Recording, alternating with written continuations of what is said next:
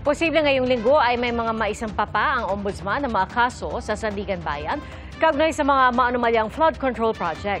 Kanina, kusang sumuko sa NBI si Sara Diskaya matapos i-anunsyo ni Pangulong Bongbong Marcos na ngayong linggo lalabas ang arrest warrant laban sa kontratista. Saksi si John Consulta. Inaasahan na rin nating lalabas ang warrant of arrest na ni Sara Diskaya itong linggong ito at hindi na rin magtatagal ang pag-aresto sa kanya. Kasunod ng anunsyong yan ni Pangulong Bongbong Marcos, voluntaryong sumuko sa headquarters ng NBI sa Pasay City ang kontraktor na si Sara Diskaya kasama ang kanyang abogado at kaanak. Naka-face mask si Diskaya nang dumating sa NBI. Bantay sarado siya ng mga ahente nito. Ayon sa source ng GMA Integrated News, ngayong araw nagpahiwatig ng pagsuko si Diskaya sa isang regional officer ng NBI na siya nag-facilitate ng kanyang pagsuko. Naharap sa kasong malversation of public funds at paglabag sa Anti-Graft and Corrupt Practices Act si Diskaya at siyam na iba pa dahil sa manumalya umanong flood control project sa Davao Occidental na nagkakahalaga ng halos 100 milyong piso. Proyekto ito ng St. Timothy Construction Corporation, isa sa mga kumpanya ng pamilya Diskaya. Nung una pa lang na lumabas itong isyong flood control project, sa unang mga meetings pa lang namin ng mga lawyers, napag-uusapan na itong mga ganyang strategy. Naniniwala naman siya sa legal processes dito, ano? Nadamay kasi siya rito kasi nga doon sa medyo nagkalito-lito ng sagot niya. Kasi sa sobrang pagod, pressure, puyat. Actually, itong project na to sa Digos, tapos na ito, hindi ito ghost project.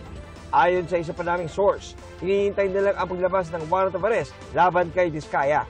Manggagaling ito sa Digos City Regional Trial Court kung saan isinampa ang kaso. Hindi kasama ni Diskaya ang asawang si Curly na nakaliting pa rin sa Senado matapos pa-contempt dahil sa umano'y pagsisinungaling. Ang pamangkin ni Diskaya at kapwa niya akusado na si Maria Roma Angeline Rimando na isa ring opisyal ng St. Timothy Construction sumuko sa Pasig City Police. Base yan sa kumpirmasyon ng kanyang abogado. Ayon naman kay Pangulong Marcos, 8 opisyal ng DPWH na kinasuhan dahil sa kaparehong proyekto ang nagpasabing nais na rin nilang sumuko sa NBI.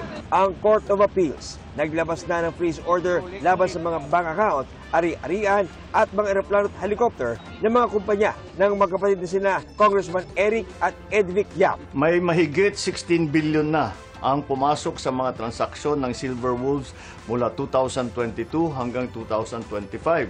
Nakaramihan ay may kaugnayan sa mga flood control project ng DPWH. Sinubukan ng GMA Integrated News na makuha ang panig ng mga Yap pero wala pa silang pahayag. Ang pagpapafreeze ng assets, bahagi ng hakbang para mabawi ang mga pondo ng bayan na hinihinalang napunta sa katiwalian.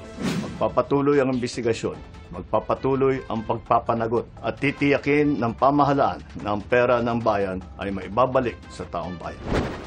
Ngayong linggo, sabi ni Assistant Ombudsman Miko Clavano, posibleng may maisampa sila ulit na kaso sa Sandigan Bayan.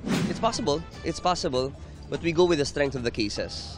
Kung meron tayong makitang ebidensya na ang proponent mismo ang kumuha ng pera, siya mismo ang tumanggap ng pera, mas madaling i-prove po yun.